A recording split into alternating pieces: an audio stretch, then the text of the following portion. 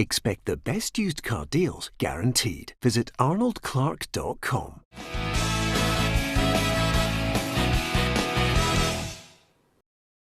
Welcome to Peter and Roughie's Football Show, sponsored by Arnold Clark. I'm Peter Martin, Alan Rough, Tam McManus and Charlie Adam here with us on this Friday to look back over last night's Europa League game. We'll hear from Steven Gerrard shortly. We'll also look ahead to the League Cup final and hear from, of course, David Martindale and Callum Davison. We've got John Kennedy talking Scott Brown, discussing things. And also we have Brendan Rodgers, disappointed to go out with Leicester City, but looking ahead to the weekend's games in the Premier League in England a little later on in the programme. So lots to cram in. Hit the Facebook share if you've got friends out there who don't know yet about joining the football family. And you can also follow us on Facebook. And if you've got that red button on YouTube, hit the subscribe button. We'd be delighted to have you with us. Last night, it was yet again another roller coaster ride, but in the end, Rangers triumphed and they are into the last 16 where they will meet Slavia Prague, who defeated Leicester City by a couple of goals in Leicester. So a great result for them. But for Rangers, Roughie, it was absolutely top drawer. Again, going forward, electric, everything they did, they cashed down on any mistake that the opposition made. And to score 5 goals in a European competition is also very positive, and I'm sure that's what they'll build on. We worry defensively, when you get to this level, you have to be a wee bit tighter. I think if Rangers can sharpen that up a wee bit, they'll have a better chance, because some of the goals that they've lost in this tie have been poor. But going forward, if you're going to lose poor goals, as long as you're scoring 4 and 5, it's not a major worry. But no, I think this team, to play Leicester City and not lose any goals over 2 legs, they must be quite good. So it'll be another stiff task for Rangers, but they haven't let anybody down so far. No, it's a big drop for them. They're in the last 16 and a real chance of getting into the last 8. Is that fair, Charlie?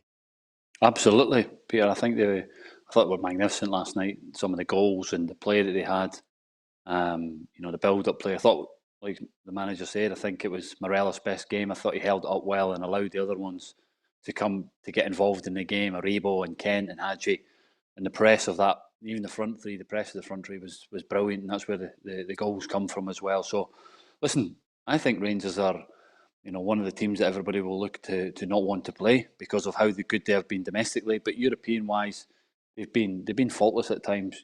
Yeah, they've conceded a few goals, but they're scoring goals as well, and that's a big thing for them. So I think that, that away leg in the second leg, at home in the second leg is a big advantage as well. Yeah, I pick up on your point there. I mean, Tam, they're playing better football. The goal that Kent scored, the build-up play to it, was absolutely top drawer. I mean, it suggests to you, as Charlie said there, the way they're playing football, you think to yourself, last 8, I know some people will think they can go all the way. Yeah, definitely, Peter. I think the team to avoid today was Man United for me, and they've managed to avoid them. As Roughie says, Slavia Prague, they must be a decent side. They've beat Leicester City over 2 games and not lost a goal. So they're obviously a good team, and they're top of the Czech league. So I think it'll be a test for Rangers. But, it was refreshing to see Rangers playing. Usually when Scottish teams go into Europe, they park the bus. Let's be honest, we park the bus and we try and hit in the counter-attack and we try and nick goals. I think it's really refreshing that Steven Gerrard's got so much confidence in his players that he goes out and says, listen, just go out and win the game. And he's done it every game they've played, whether it's been Benfica or Braga or whoever they've played. They've been very open, and hopefully that they keep doing that, because I think that's the way they'll go all the way. If they can avoid the likes of Man United, maybe Ajax, teams like that, I think they can maybe get to the semi-finals. But I don't see any fear in this tie for any Rangers supporter. I think they'll be relishing it. Yeah, here's a little bit of background on Slavia Prague after their heroics last night. Of course, first in the league at the moment. Jindřich Trpišovský is the manager. And of course, they've got a few tasty players, and Abdallah Sima last night certainly shone against Leicester City. Leicester didn't really lay a glove on them, and in fact, there was always that potential for Slavia Prague to actually give Leicester a taste of their own medicine when they were pushing forward, and the second goal was a goal of good quality. So technically, Charlie, I think Slavia Prague are again a step up from Antwerp. But when you look at the way Rangers are playing football, you just wouldn't bet against them, working it out, how to beat them and how to get through. No, Peter, listen, as you'd like to say, the further you go into these competitions, technically the players are better. But is the Czech league, is it that strong? I probably wouldn't think so. Listen, the Czech national team are a good side, but like you say, the way Rangers play, I think they're on the front foot. They force issues and errors for teams. You've seen that with the first goal last night. It was a great press from Hadji, and then obviously Kent, squaring it to Morelos and a great finish. So Rangers will go and attack Slavia Prague, and they will not be looking to sit back and counter attack, like Tam said before, where I was part of that team that played in Europe and got to UEFA Cup final with Rangers, and it was more of a sit back and defensively and try and counter attack team. This team just wants to go out full attacking, but they have the right discipline and that behind. So defensively, they're strong, and no, I could see Rangers getting through this tie as well. Yeah, there were a few eyebrows raised ahead of the game when three of the players who were involved in the incident at the party were suddenly named on the bench in this game. One of them, Nathan Patterson, and scored a goal for Rangers right at the start of the second half, and Steven Gerrard was quick to praise his contribution. Nathan was superb in terms of his football tonight. He come on with the right mentality, brought energy and physicality, and obviously scored a wonderful goal. And it was the reaction that he needed and that we needed for the team, more importantly, but also for himself. He's had a whirlwind week, along with the other two, and we're trying to draw the line and move forward from it. They've been punished internally, and they've been spoke to and dealt with internally, and we hope that they all learn from that moving forward. Well, okay, so they've been dealt with internally. The boy comes on. We talked about sliding doors moments, Roughie. He certainly grasped his moment with that goal. That will build his confidence up, especially with Tavernier on the sidelines. Yeah, the Rangers have got high hopes for this boy. I think he's shown everything coming through the ranks. I think he is a ready replacement. He's fortunate he's been given his chance, to go in there, and he's grabbed it. A good goal he scored. And unfortunately, he's obviously going to get a ban for the SFA, so I don't know how long that will be. But he'll just have to go over that as well. But he's definitely one for the future, and he's certainly not one of the players that Rangers will put out on loan with this carry on it went on. Yeah, just as far as the top man for last night, Tam, I think we have to mention, Charlie touched on his performance, but we have to mention Alfredo Morelos, because there are times when, on this programme and many other programmes right across broadcast and written press, that he's mentioned in a negative way. But the boy just is blistering form over the two legs against Antwerp. And when you look at the goals, I mean, he's involved in 8 out of the 9 goals against Antwerp, which is frightening. And the delivery for Ked was sublime. Yeah, listen, I think he's a different player in Europe, Peter. He's outstanding in Europe. He can bully defenders. I think defenders in Europe are not used to that type of player. He loves that physical contact with defenders. He wants to feel them behind him and so he can turn them. And he was outstanding last night. It was a great striker's performance. And listen, he deserved his goals. And as you said, he's been a massive part in over the two legs for Rangers. But a massive part, I think, since he's come in the door at Rangers in Europe. I think his record's phenomenal. Beat McCoy's record. So, listen, I think in Europe he's been absolutely incredible. And a good bit of sportsmanship last night. I've got to comment on that as well, because as you said, he does take a bit of stick here. And he brings a lot on himself, to be honest, with his antics off the ball. But last night, great sportsmanship when the boy pulled his hamstring to stop the game. So I think he's got to be applauded on that as well.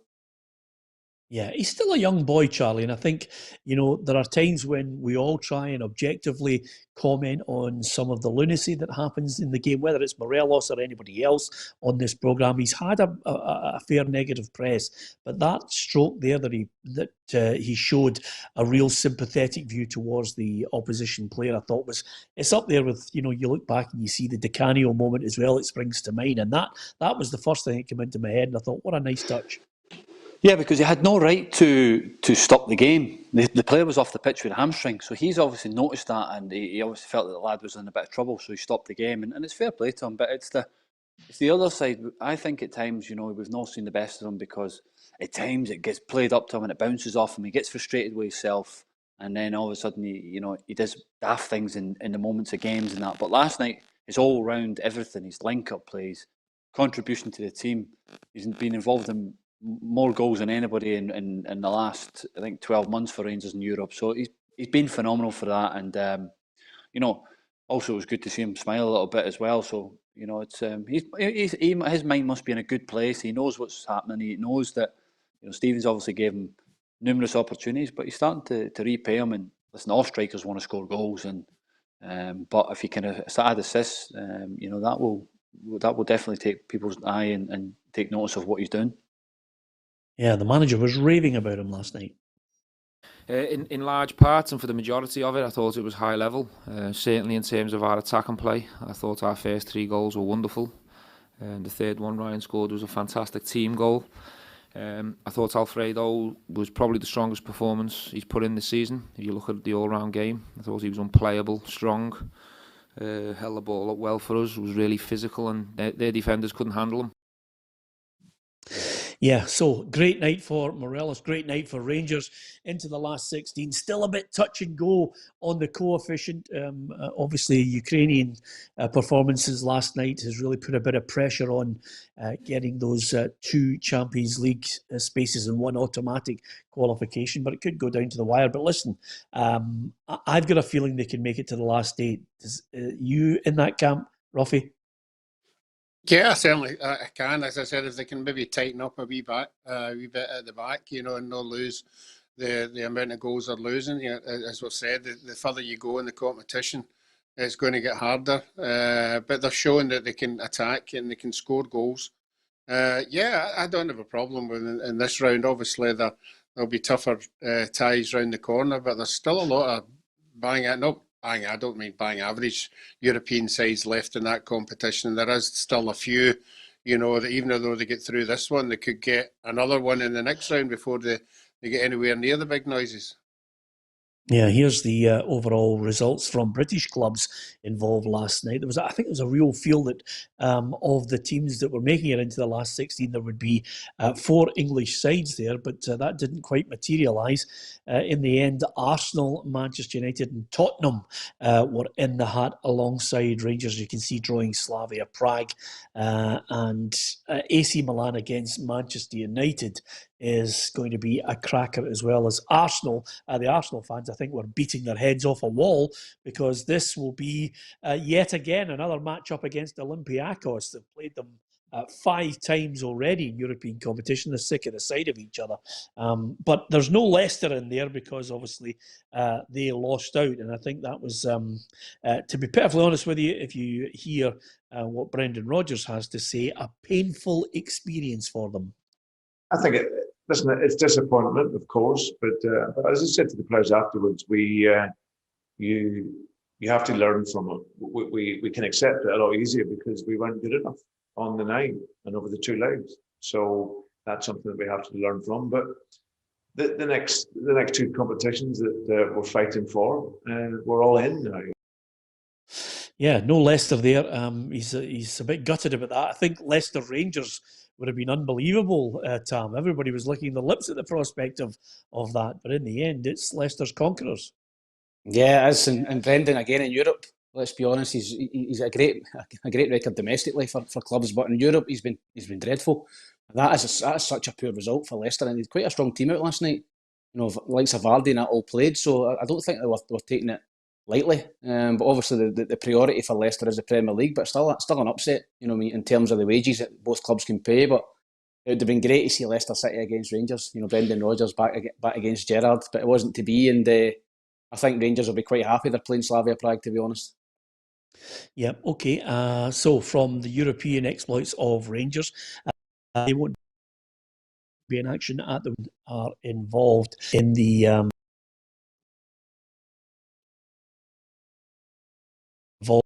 the League Cup final against St Johnstone, and this one we hope we're going to get goals. We hope we're going to get excitement out of it. Livingston certainly have ripped it up early on in the season, just tailed off a wee bit at the moment. Roughie, is that something that the players will have in their mind, their league form? Yeah, I think it'll be in the back of their mind, but I think we all know once you get to a final, it's who performs on the day. It's what players turn up and take the occasion into their own, and sometimes it's people you don't expect. But I think they would have preferred going into the game on a win and run. There's no doubt if they'd been going into the final on the back of, I think it was 11 or 12 games undefeated, their confidence would have been higher. And it's the exact same for St Johnstone. St Johnstone are showing a bit of form now, and there's certain players believe that they can win most of the games they go into. That's why I think St Johnstone are maybe favourites in this one. And I know everybody talks about Livingston's forms being on the AstroTurf. That might have a big say as well. But I think it'll be a good game. I think both sides have got exciting players, but I think it'll be tight. Yeah. At Hampden Park, looking ahead to that one, was our reporter Gabriel Antoniazzi.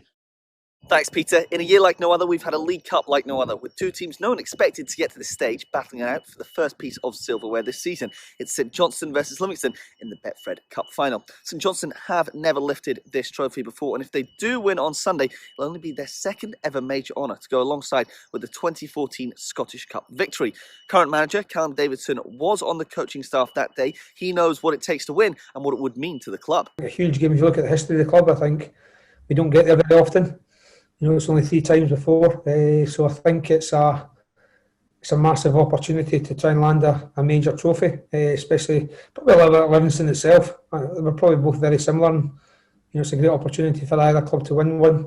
Just a little bit disappointed it's obviously COVID-19 time for supporters and fans, but I don't think it takes anything away from the game. The Saints are in good form coming into the game. They've won 5 of their last 8. Murray Davidson is 50-50 whether he will be able to play on Sunday, whilst David Waterspoon has been given the green light. He could partner the red-hot Guy Melamed up top. Davidson thinks it will be a tight game. The first goal will be crucial.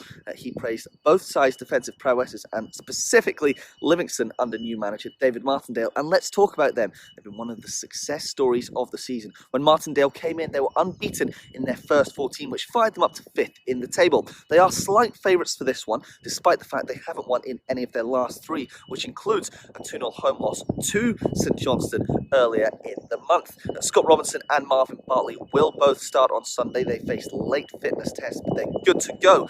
Now, the only time they have won this trophy before came in 2004. Martindale said all week how those squad members were club legends, and he knows that if they win on Sunday, the current squad will be elevated to that status as well. They've got the opportunity and go and put themselves down in history and become club legends. In my eyes, I think if they can go and lift this trophy, I think they've earned the right to become part of Livingston's history, and they can go up in the walls, and hopefully teams and fans of the years gone by will be speaking about this team. It's refreshing to see 2 evenly matched teams in the final, 2 teams that wouldn't usually get here but thoroughly deserve to be here. It's going to be a really interesting one. You don't want to miss it. Kickoff from Hampden comes at 2 o'clock on Sunday. Yeah, apologies for the sound on that there. Gabriel clearly using his mum's Fisher-Price microphone and not the one we gave him as bog standard equipment. Anyway, apart from anything else, we got the gist of it from him. As far as the game's concerned, and as far as the teams are concerned, Charlie, I mean, in a pro for St Johnstone, on the times and occasions that I have actually been in a game to watch them. I like Sean Rooney. I think he's got a lot to offer. Still a young player on the flank. The boy Guy Melamed that they brought in, the Israeli forward, he's got 4 and 12. I mean, he looks a player. And Chris Kane, as ever, will always, hustle and bustle up front. He's got 6 goals this season. Yeah, listen, I think they like I say, they've come into a bit of form. I thought earlier in the season they'd struggled.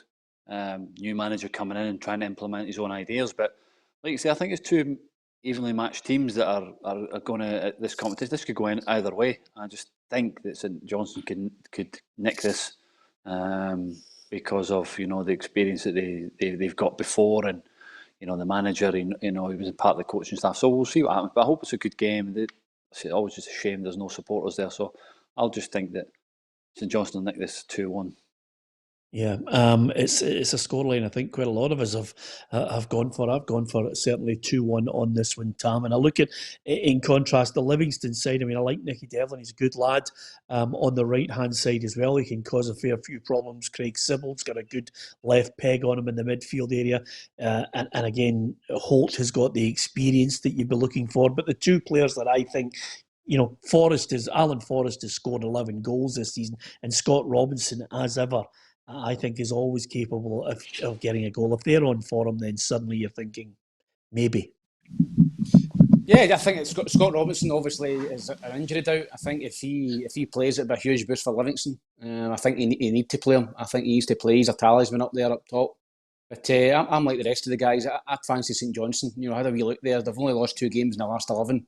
And both of them were to Celtic and Rangers. So they're on a very, very good run at the minute, St Johnstone. And I think it'll be a very, very tight game, cagey game. It's a massive game for both sets of players. And I think it'll finish 1-0 to St Johnstone. And I think maybe somebody like Jason Kerr or Sean Rooney for a set piece might get the winning goal. But I think it'll be very, very tight. Brilliant. He's getting more and more confident, Roughie. At the start, early on in the season, he was just maybe giving us the odd prediction. Now he's giving his goal scorers. Next week, he'll be offering the time they score the goals as well. He's turning into the prophet, Roughie. What about yourself? Are you going, Livy? Yeah, I'm 2-1 as well. I think you mentioned the boy Kane there. I think he'll be a big player. I like him. I like his work rate, and he comes in with obviously the goals that you've just said there. Be interesting to see if the B-boy Forrest can do the same as his brother when he goes to Hampden. It's certainly a big enough park for him, and they'll be hoping that he can supply their strikers. So, no, I think just St Johnstone have got a wee bit of momentum just now. Obviously, you mentioned the boy Rooney. He's coming up with goals whenever they're needed as well. So I'm going to go St Johnstone 2-1. Yep. Big hello to. I think it'll be nice to actually. Hopefully, the pitch is good as well, because the pitches in Scotland at the moment are shocking, aren't they? Yeah, it would be good. Especially Dens Park. Yeah, can't get a game. That was terrible. Even Rangers last night, not in a good state either, is it? Yeah, it's I mean, the winter weather over the last month hasn't been great, but it's surprising when you consider Hampden. It should be in perfect condition, and I think we've got good weather planned for the weekend. Fingers crossed. Yeah. Our pitch at Thistle's like a bowling green. Yeah, absolutely. Is it good? Wonderful. Yeah, well, of course. It's not a stud for a while. Nobody's kicked a ball on it, Charlie. They're about to get relegated by WhatsApp shortly. Anyway, apart from anything else, we'll switch your attention from the League Cup. We've given you your predictions. You can tell us what you think. Give us your thoughts. Do you think Rangers can go all the way and win the Europa League? Give us your thoughts on that. Thanks to Stuart Webster, who always tunes into Stuart Ramsey, I beg your pardon, who always tunes into the programme from the West Midlands. Great to have you on board, Stuart. There's lots of people who are regulars with us, who post messages, and we're delighted that you are with us in the football family here, whether it's on Facebook or indeed YouTube as well, and Twitter. So from the League Cup final to Celtic, Scott Brown's been speaking, and he mentioned the fact that, like most players after the manager gets sacked, he's said that the players have to shoulder some of the blame. It's been hard because all the lads love the manager. He's been fantastic, especially for myself as well. Over my career, and even when he's been away from the club as well, he's been fantastic. So it was a sad day in that dressing room. We've been chatting, and there's a lot on our shoulders. As I say, the gaffer's left, and it's what we do out in the field, and he puts the team out on the pitch, and we've got to make sure that we produce the results and produce the form. And we've done that in the past, and the results based recently haven't been good enough, and that's a lot on the lads. Yeah, players have to shoulder the blame, and as you can tell, Roughie, there are a lot of people who build up bonds with the manager and will be sad to see him go. There are some who just didn't want to pull their weight for him. No, I don't think the guys would admit if you've got a manager at the club that you're at, and if you have a good relationship with them, you do want to do well for them. I think we've already discussed on numerous occasions, there's a few people in that dressing room don't exactly want to be at the club. I don't think that's a good relationship to have, with a manager, because you're not really giving 100% compared to some of the others, So Well, I think it's always good at a club if you get on well with the manager. I always think of Pat Stanton at Hibs. I think everybody was pulling in the right direction because Pat was such a great guy, very personal, and it's good to have a relationship, I think, because if you don't like the manager, sometimes, if you're that way inclined, you don't want to particularly see him doing well. Yeah, well, time will be a great healer, I think, when people look back on Neil Lennon. As far as Scott Brown is concerned, don't worry, I got the gag. Scott Brown, as far as he's concerned, he maybe thinks it's a wee bit too early for him to think about coaching. I think Scott thinks maybe there's 1 year maybe left in him, 2 years, Tam?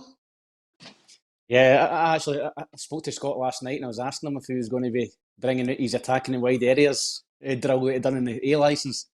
But he's not going to be involved in the coaching side at the minute, Peter. I think he still feels as if he's maybe got a year or two left. Maybe if it might be at Celtic next season, it might be elsewhere. I don't know, but I don't think he's ready. I don't think he's got enough experience coaching at the minute, Peter, to go into that side of it just now. So, no, I think he's still got a lot to offer on the football side of it. As we've said many times, there's no crime in people getting old. He's obviously slowing down a bit, and he's not got the same influence on the team on the pitch. So. It'll just be up to him, but I still think he's maybe got a couple of years left, at whatever level he decides to play at, that he can still play. Yeah, absolutely. Well, all that will be decided in the summer. John Kennedy is the man in place. We've already talked about some of the, negativity around John Kennedy, which I think is really unfair on the lad. Don't worry, by the way, if you can hear banging in the background. That's Roughie's wife, who's now going live on YouTube in her own building show that she does exactly at the same time that we do this football programme. So if you want to switch over to Roughie's wife doing the building, can you just tell everybody what happened yesterday, Roughie? Because I think it's worthy of a mention. You built a cabinet in one room and there was a slight problem. Yeah, she built the wardrobe while we were on air, actually, as you obviously heard, the hammering and everything that was going on. When I came out after the show, she had done a fantastic job. It was a full wardrobe, very professionally done, and then we decided to try and get it into the room it was supposed to go in. And as you can imagine, it never fitted through the slot it was supposed to go in, and it was a bit of a headache. So I came up with a great idea that we should maybe stand it on its top and slide it through the height of the door rather than the width. But unfortunately, when we tried that, the whole thing fell to bits. And of course, that was my fault. So I've really buried my head. I don't know what she's doing now, but I'm staying. Can we make digging your grave, Roughie? Can we make this show 2 hours instead of an hour? So I can stay out the road. Absolutely. If anybody joined us there when he was talking about some bits didn't fit, he was talking about a wardrobe. If you've just joined us on the show and joined it at an inopportune moment, but Roughie on his DIY. The only thing Celtic and John Kennedy will be thinking about is trying to get a win over Aberdeen. As far as long term and John Kennedy in the running to become the manager, I don't think that's on his mind. Oh, not at all. Again, this has never been about me, even this few days. I'm a guy who's been here a long time, been in several positions, always applied myself and given everything I possibly can. And for me personally, I've no interest in looking beyond this period of time in terms of what's in store for me. It doesn't matter to me at the moment. The only thing that matters to me is doing the right thing for the club. I know the players very well. I've got a great relationship with them and the staff. And I just want to kind of guide them through this period with all their help to kind of maximise what's left and try and get us back to what I know we can be. Charlie, some of the comments about John Kennedy, I think, are bang out of order. Nah, it's ridiculous. I've seen it as well that, the guys gave incredible service. Obviously, Celtic looked after him when he went through that serious injury and, what he's done for the football club and built his way up there and been around the managers. And sometimes at clubs you need continuity, and he's been there. Just because something fails doesn't mean that everybody has to be shipped out. So he'll obviously take care of that, and I think he'll do a good job. Long term, is it the answer? I'm not so sure. I think he will look to probably go and be number one somewhere else and try and, in the future and then go back to Celtic as a manager because he is well thought of. But going back to Scott Brown, I still believe that Scott has got something to offer next season, and to keep him in and around that dressing, especially if there's going to be an overhaul of players and a new manager coming in. I think he'd be instrumental in that dressing room and being able to keep it calm, and being able to rebuild the football club again. What about Aberdeen, Tam? 1 win in the last 5 Premier League games.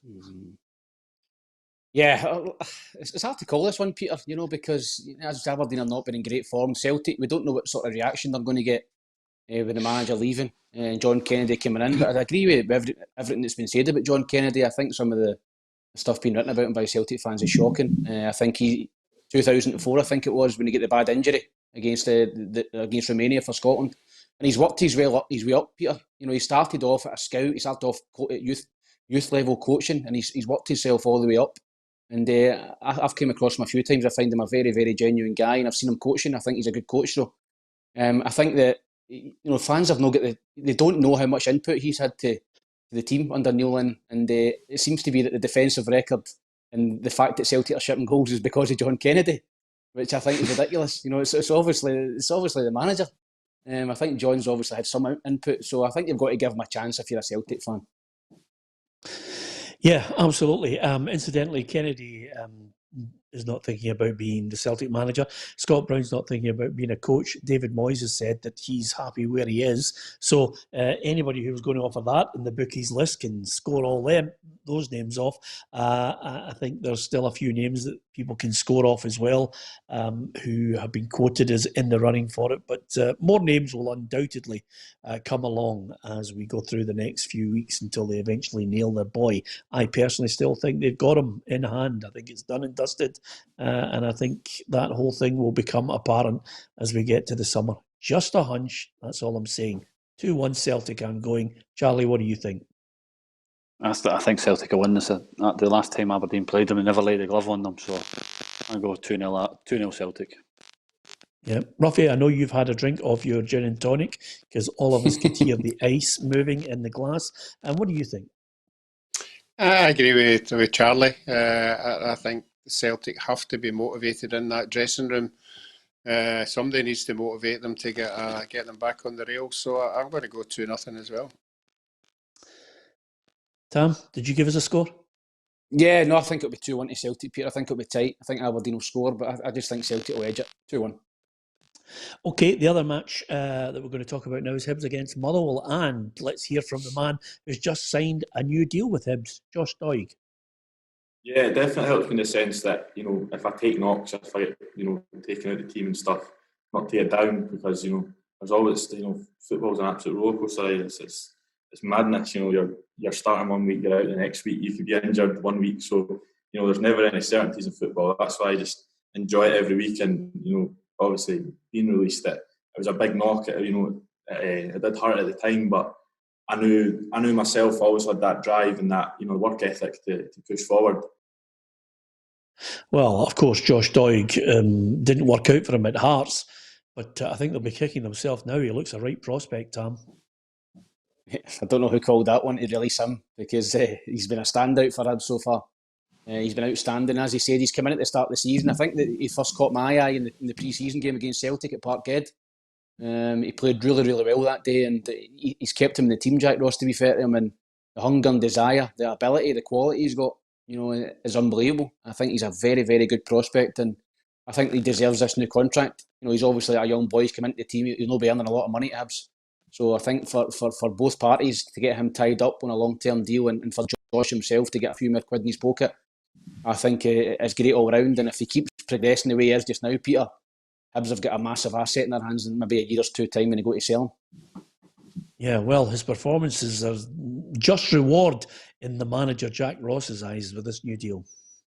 I think there's obviously a couple of parts to it. I think for us to give ourselves protection in terms of trying to keep him at the club for longer. Protection a longer contract gives you in terms of any potential suitors in the future, and then also because he's progressing, the first team has been quick, and his previous contract was obviously one that reflected him being a development player. I think it's also incumbent upon a club to ensure that they're rewarding players for where they stand within the club. Yeah, absolutely. Well done to him. Do you like him, Roughie? Yeah, I think Hibs have always had a good fullback on their ranks. Obviously, my time, John Brownlee was absolutely fantastic. Eric Shadler, the had wee Bobby Smith, very, very good fullbacks. And I think this boy is up there with him. I know he's got a wee while to go, but it's a safety valve for the club because I think somebody will come in quicker than 2 years to snap him up if he keeps continuing in the form that he's shown. Okay, Motherwell had to stop the rot. They got a positive draw against St Mirren in midweek, but it's 4 wins out of 4 for the High Bees. And I'm just looking at the next 4 games for Hibs and Charlie with Motherwell, St Johnstone, Ross County and Livingston. 3 of those matches are away from home, but if they could get the majority of the points there, that really would cement that battle that's going on in third place. These are winnable games, I think, in this run. Yeah, no, definitely. I think Hibs will win this as well tomorrow. They're in, good form. They're, good club, good manager. And listen, Hibs' idea would be to get to a cup final at the start of the season, hopefully, and finish third in the league. To split Rangers Celtic is going to be very difficult. They're in a good position, but if they can win these games and wrap that up, then it'll be a good season for Hibs getting into that third place again. Yeah, I'm going 2-1, Charlie. What about you? I'm going to go 2-0. Tam? I think I went for 2-1 to Hibs, Peter. Double check that on the chat. Okay. Yep, I think you're absolutely right. You did go 2-1. Roughie's written it down. Roughie, what did you go? I went again the same as Charlie. I went 2-0. Disappointed in Motherwell during the week there. It looked like as if they were going to score, and I think it'll be similar at the weekend. Yeah, now this next match, before we get to some other topics of conversation, is one of those ones where it's a tough one to call this. Killie against Dundee United. 8 consecutive defeats for Kilmarnock. They've actually only scored 2 goals. And Dundee United with 2 wins and 6, and they've lost heavily to Rangers last week. So I don't think goals will be a premium here, Tam. I don't know what's motioning me towards Tommy Wright finally getting a win, but I'm going to go Killie 1-0. I think it'll be a tight game, Peter. As you said, Kilmarnock, you've said it every week here, one goal beats them, and they've got to find something. Kyle Lafferty, I think, got 25 minutes last week. He's had a full week's training, hopefully, this week, for his point of view, and he'd be working hard. So I think he'll start the game, Lafferty, and I think he'll score. I think Kilmarnock will score on Saturday, tomorrow, but I think Dundee United have got a wee bit extra quality with Shankland and McNulty. I think it'll be 2-1 to Dundee United. Were you surprised Stuart Finlay decided to go and play in the MLS, Tam? No, I'm not. Wasn't at all. I think it's a brilliant move for him at this stage of his career. I think Philadelphia Union, I've played there myself, Philadelphia. It's a wonderful setup, great stadium, great training ground. And Tam, is that the one at the bridge? City. Is that the one there's a big bridge that goes over the stadium? Yes, there's a bridge just beside it. But yeah, I've played there as well. Brilliant atmosphere.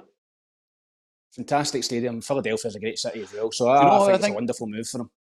Do you know who I think's there? Remember Tommy Wilson? Used to be SFA and Rangers and that. Yep. I think he's there. Skills. Yep. I think he's like a sporting director or something there. And that's maybe why Stuart Finlay's ended up there. Yeah, well, it's a good move for him then. I've gone Killie 1-0. Roughie, what about you? I think Tommy Wright will get something. I don't think it'll be a win. I think points, every point is crucial to them. And I think if he needs to start picking up, whether it's 1 point or 3 points. So I think if he got 1 point, it'll be something to build on. So I'm going to go 1 each. Lindsay Buchanan thinks Killie 1, Dundee United 2. Lots of people going for United on this one. Some people think could be a draw. I think everybody's sharing the view that goals are not going to be flying in right, left and centre on that one. So that's how it looks in the Premiership and the Championship. What a cracking match tonight. I don't know about you guys, but this is one game, Charlie, that I will be watching, which is Inverness against Hearts. Yeah, I just think everything surrounding it. Obviously the Hearts fans have donated, for the virtual thing, and I think there's close to 10,000 being sold, which is a phenomenal effort, considering the game's live on the TV. So, no, it's a good game. It's Inverness a tough place to go, and obviously the situation with John Robertson and everything like that was, it's such a shame. And obviously Neil's gone in there and having to get the team right. So it'll be a good game to watch. And Inverness are a few games behind with call-offs and things like that, and Hearts are a few points ahead in the top of the league. So it'll be a good game, and I'll be definitely watching it now. Yeah, what do you think Neil McCann will bring to Inverness? He'll have them organised. I've heard, speaking to the lads at Dundee, they really enjoyed having him as a coach and a manager, and he'll want to implement at times his own things. He'll want to play his own way too, but he won't just jump straight into it. But no, I think that Neely he'll have them fired up. He was a fiery character as well, so it'll be you might see a few meaty tackles. Tam, you were going to say something. No, I think it's a big game for Hearts, Peter. They're struggling a little bit at the minute, and even though they're top of the league, Robbie Nielsen's. I think he's under a wee bit of pressure. I think they've got to go up there and win tonight. If they get beat again, the fans are not happy. Because this is a team that I think will win the league anyway. But if they were to get into the Premier League with that team, I think it would come straight back down. To be honest, I think they're average. So they need to start picking up wins and playing better football for the supporters. Yes. Good point you make, though. Charlie, see if you guys had the bit between the teeth, you would have been pushing them a lot more. I think they're the type of side. They don't look as if they would have handled pressure. No, absolutely not, Peter. We never started well, and that was we first game of the season ended up going 6-2. But when we played them in the new year, we feel we can match them on the day.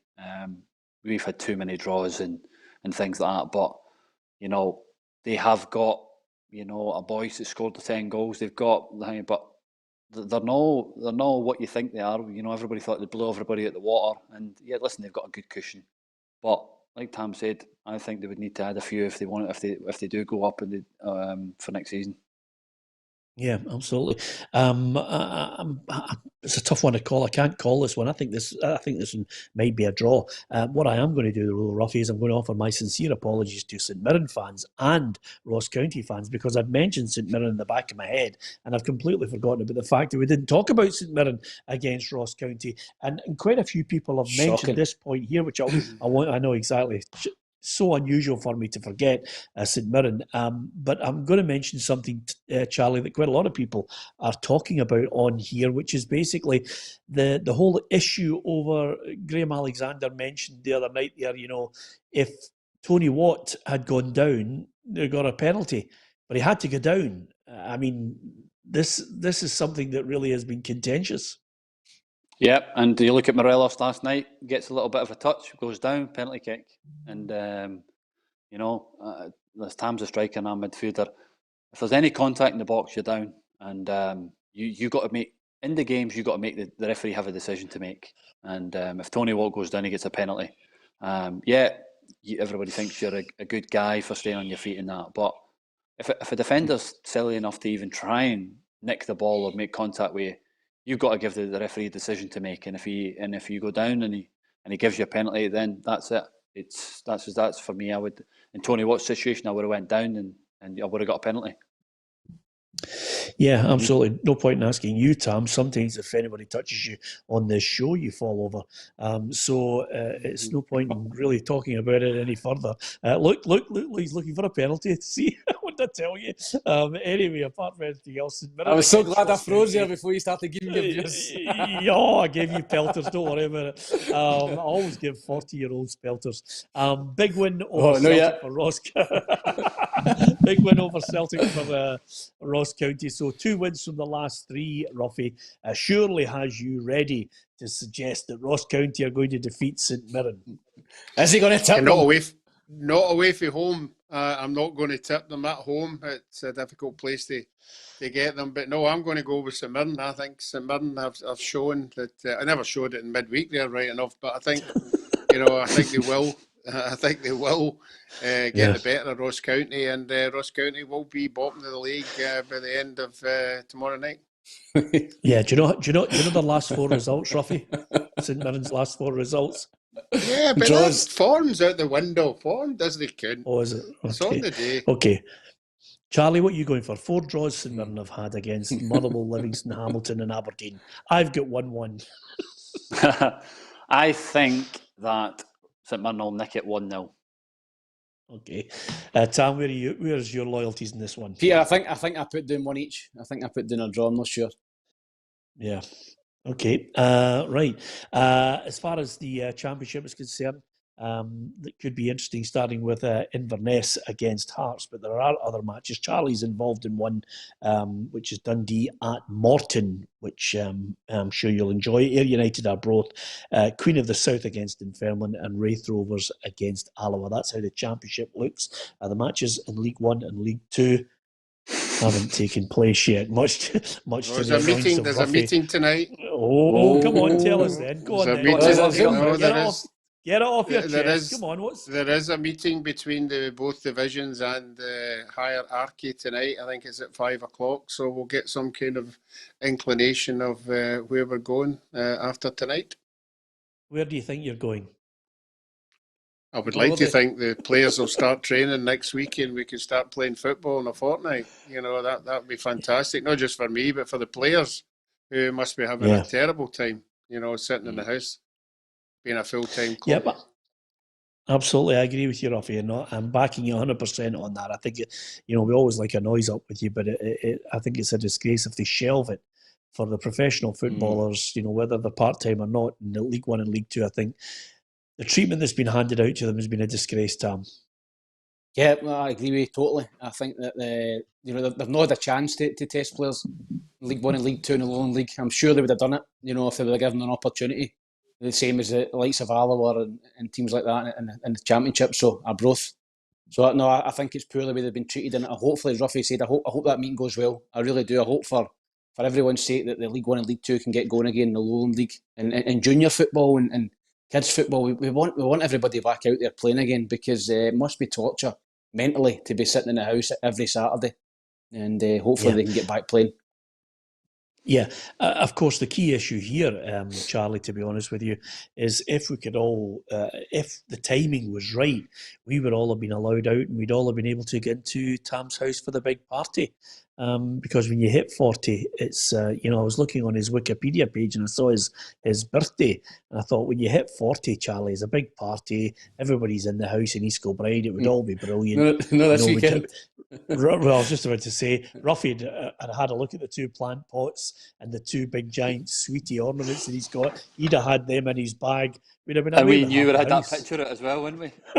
Absolutely, we would have. That picture would have been on eBay. It's hard to believe. It's hard to believe you're 40, Tam. I mean, that's incredible, isn't it? Yeah, I'm 40 on Sunday, unfortunately, and yeah. It's you're looking well. I'll give you that. It's disappointing. That Botox is staying well for you. It's disappointing. I'm 40 in lockdown. I'd like to party, but maybe have one in the summer.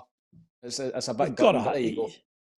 You've got to have one in the summer to celebrate it, Tam. It's such a big number. And of course, the thing about it is, it's sometimes, Roughie, when you get to 40, you get a bit nostalgic and you start liking every post of people showing goals that you scored 20 years ago. I mean, it makes you nostalgic, Roughie. I'm not saying somebody's doing that at the moment on Twitter, but it does make you nostalgic, Roughie, doesn't it? Oh, I think it would. You can send it to me so I can pass my time, see what... Because I forget most of the goals you scored. But I know there were some memorable ones. So no, send them to me. I'm quite happy to look at them. I'll tell you one thing, Charlie, and without yanking his chain, I've looked at some of the goals that he scored. A cracker at Ibrox. He scored an absolute belter against Celtic for Hibs as well. He scored some great goals. I don't know at which point in his life it just all went downhill, because he looked as if he looked for me as if he was going to be absolutely top drawer, and then something happened. It could have been Oasis or Blur, but something happened. That's part and parcel of the game, innit? It's happened. But I think, listen, some of the goals he scored, I've seen that goal he scored against Aberdeen the other week. Great finish. And listen, you know, whatever happens in your career happens. You can't, everybody makes decisions and things that happen, good or bad. You're lucky and fortunate enough that we're all, unfortunately for Peter, he's not been able to do that. But we've managed to play the game that we all loved and, had a career at it, and, being able to, like now, just speak about it. It's brilliant still to be part of it. Yeah, absolutely. It's a joy, you guys. Most of us would give our right arm and leg for it. Don't worry, Roughie. I've nutmegged a few of them in my time, but nevertheless, it's still good to see them get to the absolute top. Does that mean he gets in the over 40s now for the fives? Well, John Donald has just said, is Tam hanging up his boots? And I thought to myself, no, he's not, because he obviously still plays the fives, John, and we are looking forward to playing against his team, because he keeps telling us he plays in a great standard up in East Kilbride, which is... Oh, a few expos up there. Yeah, well, we've all played expos, Roughie, for God's sake. You know, it's not exactly something to get you scared, is it, Roughie? I didn't think he was talking about football there. And he was talking about what somebody's got Now, can I just say to you, tell everybody what the woman said to you in the supermarket the other day. Yeah, I was up shopping the other day there, and she was standing waiting on me coming out, and she was just enthusiastic about the whole show. She watches it every day. She makes sure she doesn't miss it, and she actually thought we were getting a wee bit risky. You know, saying some certain things about getting into somebody's house and all that carry on. And she says I'm going to phone Peter tomorrow and gear her address for this. So I don't know if Peter's going to that address yet. No, she just said it was getting a bit risky, a bit personal. She said we were getting, but I told her it's just in jest. We're only having a laugh. There's nothing serious. It's never serious till you get caught anyway. Exactly. The mere suggestion that Roughie would nick round to Tam's house when he's working on Hibs TV is just preposterous. I mean, it's as simple as that. It's double walk on. Exactly. Anyway, apart from anything else, listen, enjoy your 40th, Tam. It's gutted that it's not going to be a party, but we will have to organise something in the summer, I'm almost certain. Fingers crossed we're all out. Apart from anything else, just before we go, down the English Premier League, it would be Chelsea Man United on most occasions that I think would be game of the weekend. But for me, game of the weekend is Man City West Ham, and I'll be watching it. I'll be glued to that one as well, Charlie. Yeah, no, listen, obviously Davey's there, and Man City are flying form, and listen, West Ham have got a great chance trying to get into this Champions League. They only have to focus on the league. They've got nothing else really to play for. So they've got a chance. But listen, it's a tough away game as you're going to get, and Man City, will be in flying form, especially with the result they had the other night. So it'll be a difficult game, but you never know what will happen in the Premier League. Well, it's crazy because they're now in a situation where they're trying to get their 20th win. They're unbeaten in the last 26, Man City, and they just look so formidable, Tam. Oh, they're outstanding, Peter. And they're not losing goals. I think that was their main thing at the start of the season. They were losing a lot of goals, but they're tightened up at the back. Diaz and John Stones outstanding at the back. Laporte, they're very, very, very, very good going forward as well. And I'd fancy Man City to win the Champions League this season and the Premier League. I think they're that good, and he's got plenty of options from middle to front as well. So I think Man City will win that game against West Ham. Sorry to say for Davy Moyes fans. Yeah, well, I share that view with you. They've had 7 league wins and 9 in 2021. West Ham, they've been brilliant.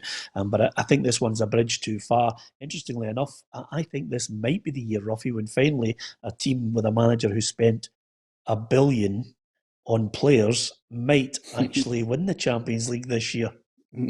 Pochettino. Yeah, and I think if he doesn't win it, you saw how desperate he was last year when they failed, and it's obviously it's number one in his agenda, and then until he gets it, I think he's still going to be hurtful of all the other managers round about him that have won it. So yeah, I think as Tam said, they look good. I think the other main contenders, the Barcelonas, the Real Madrids, at this moment in time, don't look to be the biggest threat. So we'll just have to wait and see how that competition goes. And just finally, Charlie, I'm not going to watch Chelsea Man United because I think it's got all the makings of a snore draw. Yeah, I think the games have not been great, have they, recently, against each other. So it's, I'd fancy Man United on the counter attack, the pace that they've got. I'd fancy Man United to beat them and stay in that top 4.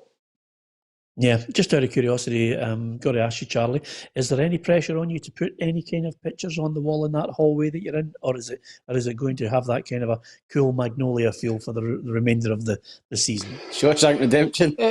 No, I've got a picture that somebody painted for me of myself. I might try and put that up. I might bring that around. It's a nice, massive get that up. portrait. I'll try and get that in for Wednesday. Yeah, well, to be fair, that's a great shout because Roughie, I mean, for your birthday, I gave you a painting of yourself at the World Cup, and you could get that up behind you. Tam, have you got any paintings of you when you were playing? I don't know. I don't think so. If you two are putting portraits up, I'll make it into my B&M picture. Exactly.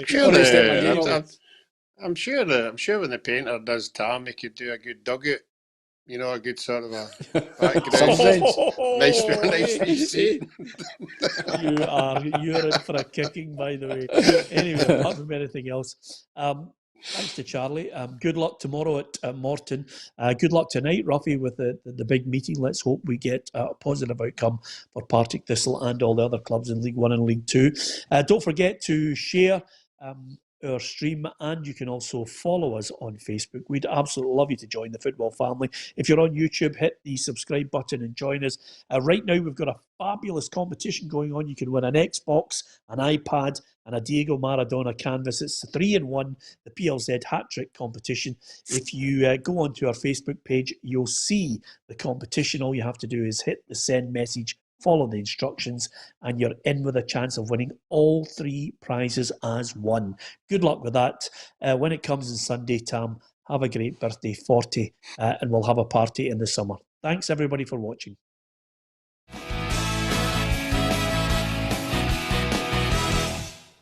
Expect the best used car deals guaranteed. Visit arnoldclark.com.